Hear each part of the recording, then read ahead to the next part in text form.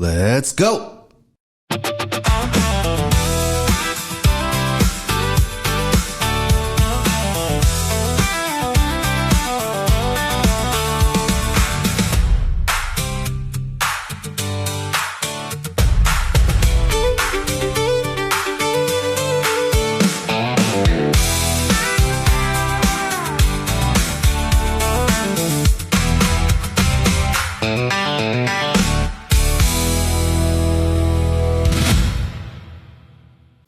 Welcome back to the Inside Lines, where politics meets power and the stories go deeper.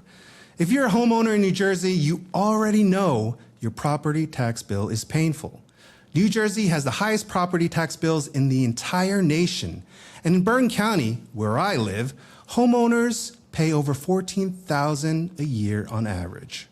What you may not know is that in many districts across the state, 60 to 70% of that bill, sometimes more, is going to your local schools. And yet districts are still running deficits. Programs are being cut, teachers are being laid off, and class sizes are growing. And here's a question nobody in Trenton wants to answer. Why is Newark receiving over $1 billion in state aid while your district can't make ends meet? Some of the most important conversations in New Jersey aren't happening in the places you'd expect. They're happening online, around the kitchen table, in school board meetings, and this Saturday at a rally in Bayville that's gaining serious attention across the state. My guest today is leading that rally and has built a large following speaking directly to parents and educators about what's really happening inside our schools. She's a New Jersey teacher known across social media as Teacher in New Jersey. Her name is Rhiannon Mindas. Rhiannon, welcome to the Inside Lines. Thank you so much for having me, George. No, awesome. So for the people who don't know you, who is Teacher in New Jersey and why did you start speaking out? So Teacher in New Jersey is a mom of four that has been in education for over 22 years. And around 2020, when everything started to shut down, I started to question different things with our businesses, our local businesses, and the rights of people. And I started to get a civics education because I turned to our town council and I turned to our county commissioners and then our senator. And I kept getting the kind of runaround story of who had power to do things and where our voice could be heard, which ultimately ends up at Trenton. And during that journey, I took to social media. And I started with TikTok, and everybody would make fun of TikTok and say, oh, that's just an app for kids. And what I found, though, is the way the algorithm worked is it was connecting me with people that were giving first source news. So what was happening in their community. And a lot of times, some of those stories differed from what was being reported on the news.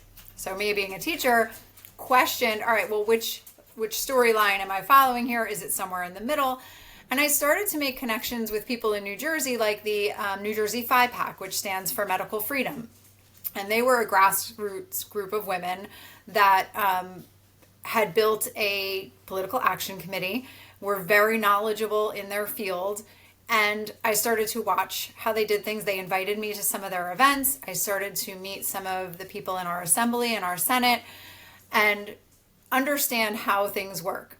And while all of that was happening and we were dealing with COVID and lockdowns, at the same time, we were dealing with the school funding formula.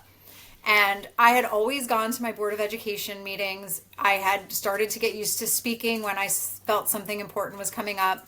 And I had even gone to the State Board of Education to testify on behalf of things like testing. And what I realized was when we get to the point of this time of year where it's school budget season, every year we were getting cut more and more. And it started to become very drastic, even with COVID funding, because the state aid was getting slashed year over year. And I watched that our school was doing the audits, because that's a lot of the comments that I get. People just think, oh, school is so wasteful, they should be audited. A lot of them are, especially the ones that have gone through drastic funding. And they look at it and there's no more to cut, and we are below adequacy. So I knew coming into this year that the same thing was going to happen. And last year I had gone to the education committee meeting, and I heard the chair at the education committee meeting when I believe it was Senator Testa was talking about what was happening in his region. And he said, the committee chair said, I hear you, but I haven't heard from too many people. So I don't know that it's that bad yet. And that just kind of threw me because I knew it was that bad. I knew that there were superintendents making the trip to Trenton and speaking about what was going on with the communities. So this year I wanted to connect communities, because when it's just one person speaking up, your voice is so tiny. When it's your district kind of coming together and you're speaking to the Board of Ed, they're hearing you, but their hands are tied when the state aid has been cut and there's not a certain amount of money to deal with. And they kept doing these Band-Aid fixes where you could increase the school tax by 9.9% or, something way over cap.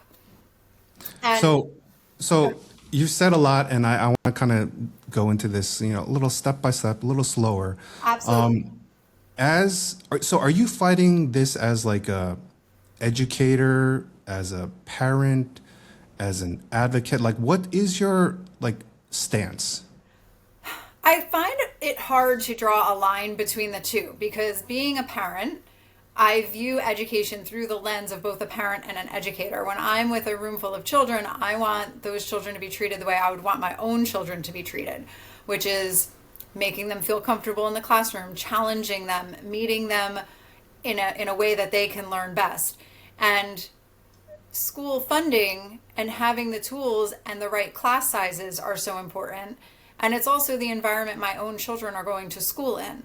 So, when I'm speaking out, I'm speaking through both lenses because I'm a teacher and I'm a mom, and I can't really split those two things up. And how long have you been a teacher for? 22 years. So you've been around this for a really, really long time. I'm sure you've seen, how long has this, do you feel, has this been a problem? Back in the early days of education, when you first start, you're so inundated with having all of your plans written properly and getting a handle on the curriculum. And I had babies at the time. I have 4 kids. So I was just juggling, survival mode and making sure I was getting all the things done. And as my children started to grow and I saw the changes in education, I would say, probably around that 2016, 17 mark, things started shifting. It started with, they took away some of the prep time and our day got a little bit longer. And then the class sizes started growing. And then when S2 really hit, our town had to redistrict, and I went from being a departmentalized 5th grade to teaching every subject. And then we lost more staff through attrition when people retire. And then this year, the big hit that's happening all around the state is paraprofessionals who are there to help your special ed students and in the classroom. They lost their health care. So they switched them from full-time to part-time for next year, and they're all losing their health benefits. So for someone who has never thought about this before, not an educator, not on the Board of Ed, just like a regular resident,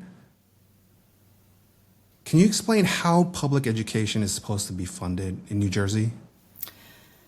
So I know that's a big question, but it's a really big question. I'm sorry. And I don't know that I have the answer as far as a magic wand, but I know that we have a whole group of people that we've elected in Trenton that have access to all of the professionals that work with budgets, law, policy, and all of our tax money, which, like you said, we are the highest tax state, and we've paid the money. The taxes have gone up. They've gone up over cap.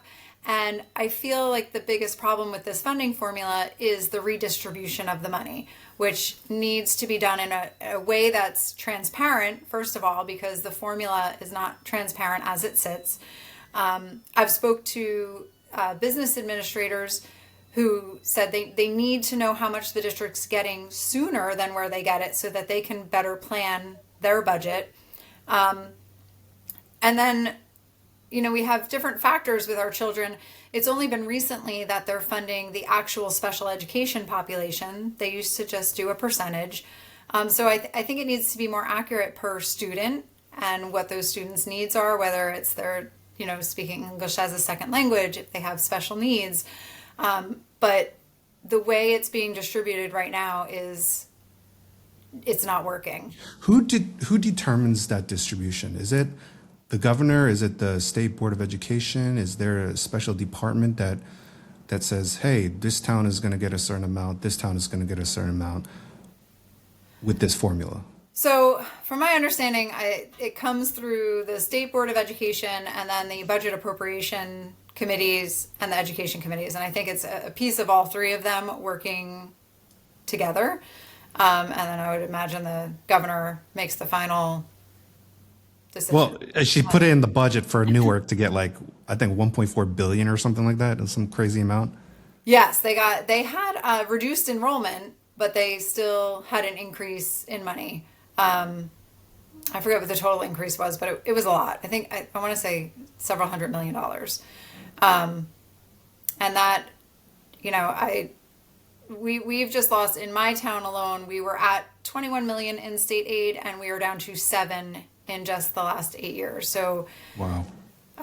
it's a big hit. Our class sizes are over 30, and that's happening all over. Like I Oh said, my the God. professionals. So did that decrease happen just for this year alone? No, that's over the 8 years. But that's what Okay. I mean. It gets chipped away. We've lost over 160 staff in those 8 years.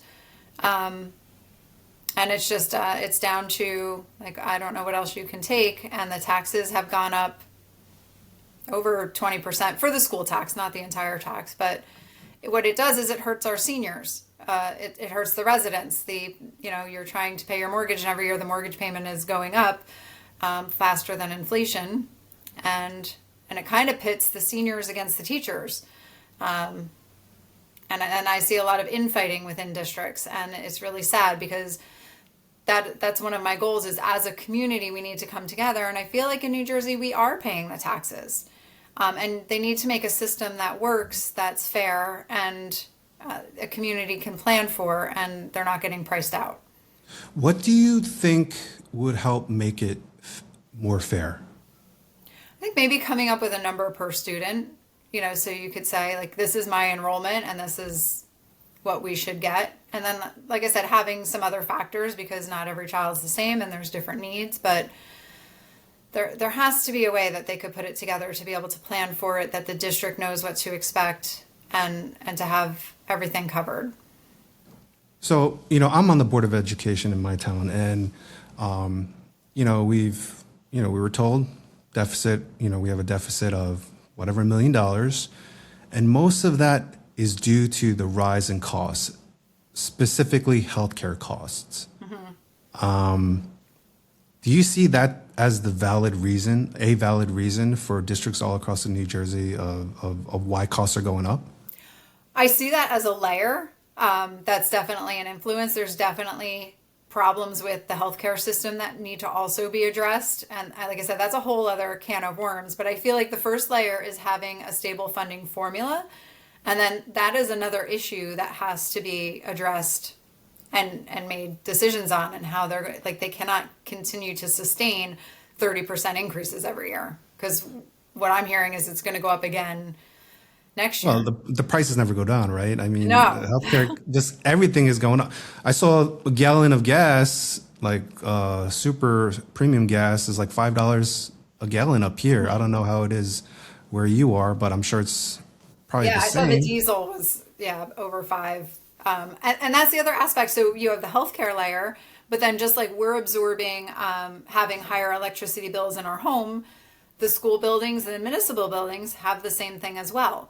So that's an increase. And then all the insurances, those go up for those school buildings as well. So the cost of everything is going up. But these underlying issues with the funding formula have been happening for 8 years. They've known that they're coming. In fact, one of the speakers at my rally is from Jackson, and he's currently the town council vice president.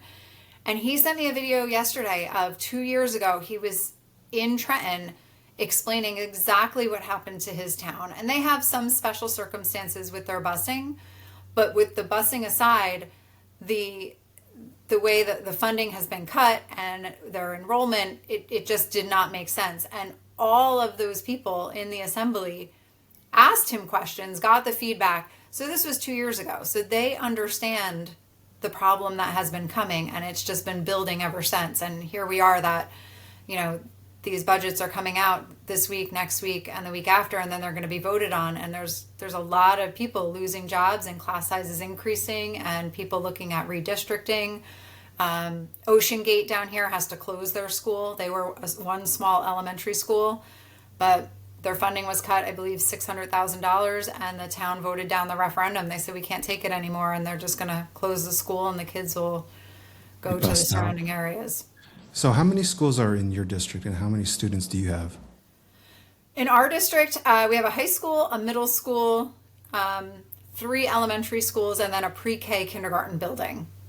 And I think we're at about 5,000 students. Okay, so you have a lot of kids. Who's suffering from this? I think there's a lot of people, right? Like, name And a that's few. where I think it's a whole community. It's Right. tearing the community apart. It's the taxpayers, it's the kids. Like, we've lost courtesy busing. And that sounds like such a small thing when you think of, like, oh, well, if you're in the walking zone, you just walk or drive your kid to school. And the parents that work, that's a big task for some. But it also means after school busing. Like, we used to have late buses. If you played a sport, you got on the late bus and you had a ride home. So for a lot of these kids, they might not be able to sign up for sports because they're not going to have a ride home if somebody's not back from work by 3:40 to pick them up. And when we look at the mental health crisis that's also happening with our youth, that's a big component, to be able to be in band and sports and have those friendships that you build and that pride that you get that might be separate from academics, because we know not everybody just thrives in academics. Some thrive in other means, and courtesy busing affects that. But the whole community gets affected. Yeah. And the thing is, if the school district doesn't have money, like they need to get money from somewhere, things have to be cut, right? I mean, Yes. the programs have to be cut, transportation has to be looked at. Worst case scenario, we have to, get rid of teachers, right? Which we don't want to do because the teachers are the foundation of our schools.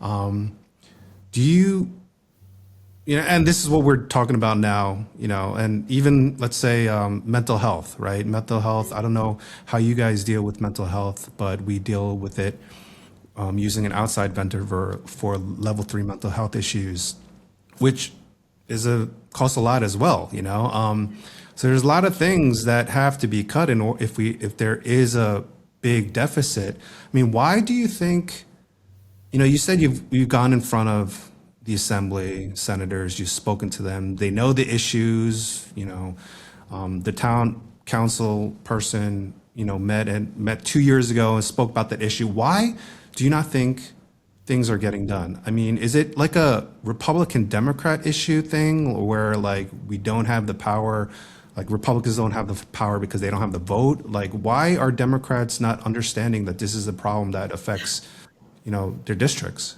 That's a great question, because that's where I'm stumped. In putting together the speakers that I did for the rally we're holding on Saturday, I looked at our area and pulled the elected representatives that were there. And in Ocean County, most of them are Republicans, but there were some Democrats that I reached out to that are in surrounding areas. There's a co-signer to a bill that I had reached out to, and I didn't get responses from them, and they could be busy. But I also looked at, they made a statement that, oh, it's too soon to be able to fix this year, but we're definitely going to make it a priority for next year. And every seat in the assembly was just up at the last election. Our senators are on a 4-year term. Only, from what I Googled, only 12 new people are in the assembly.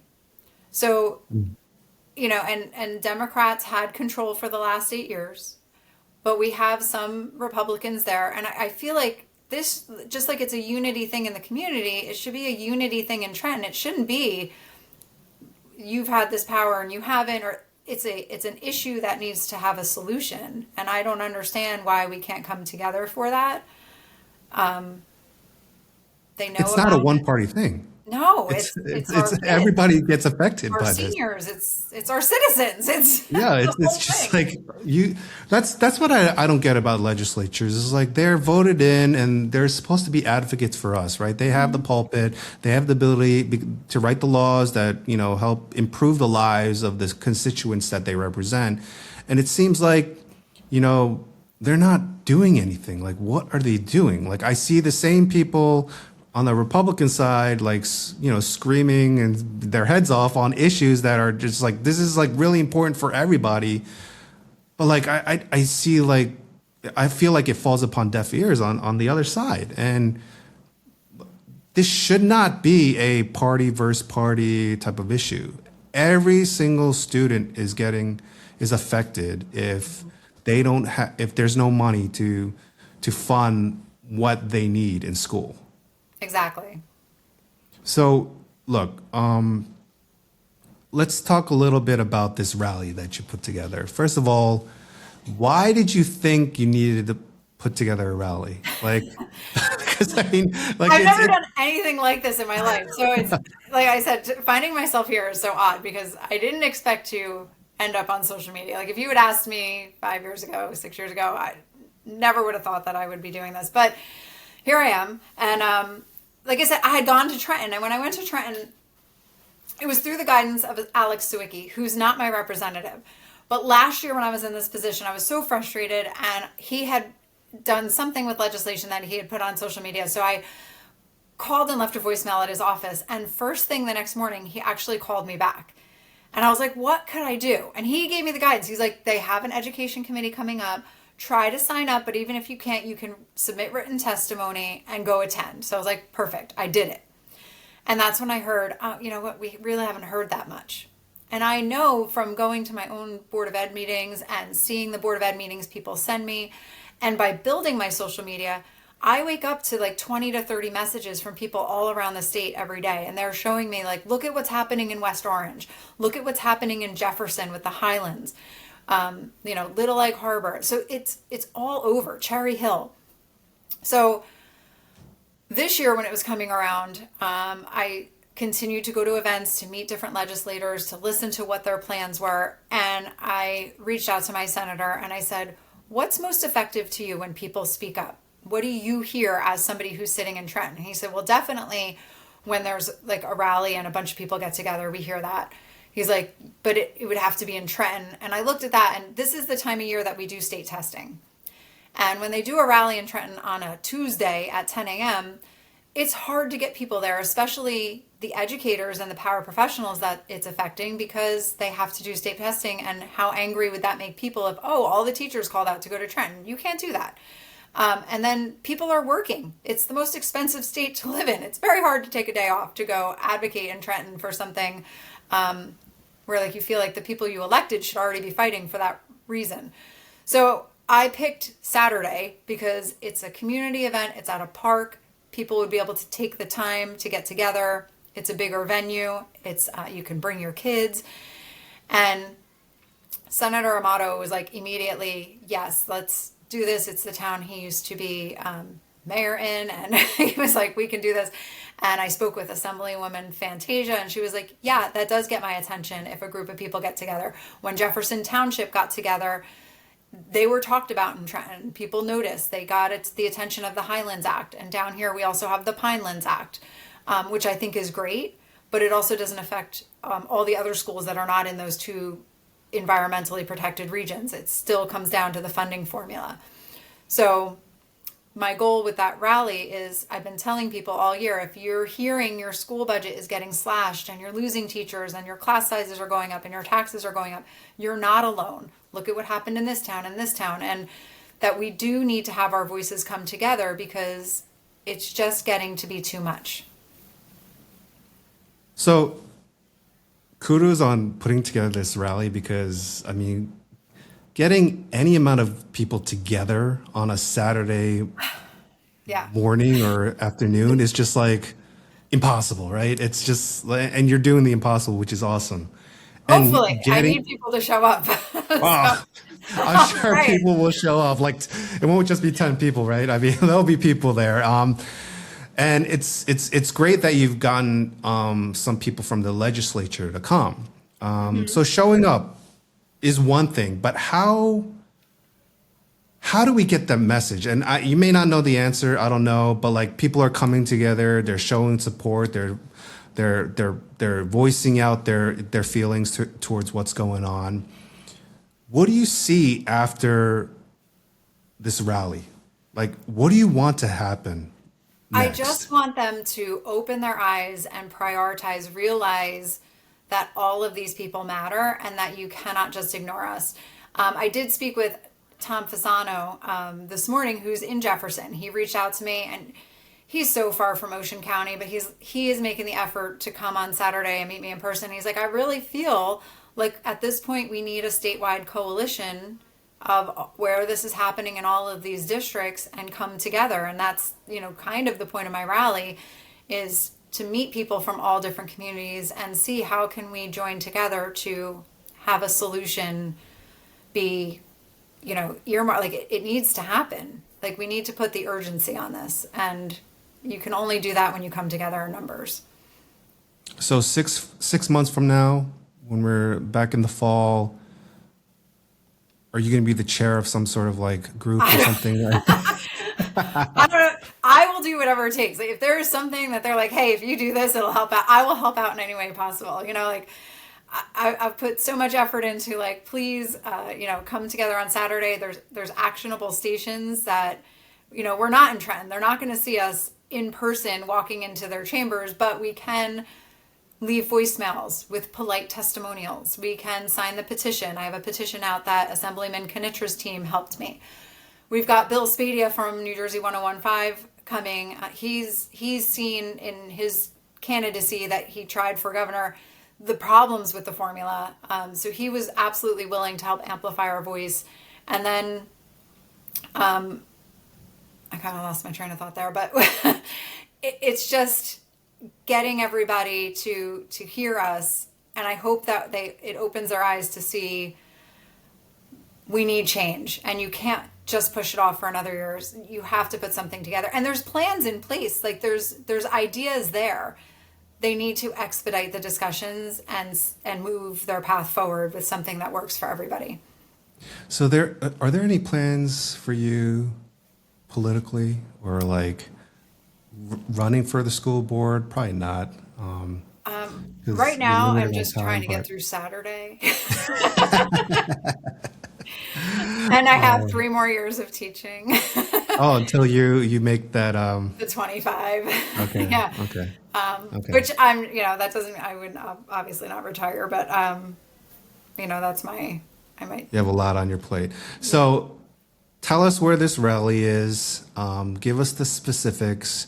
And I just want to give you the floor for the final, final things that you want to share and say. Tell to the people, from your heart, on what you're doing and what this is all about.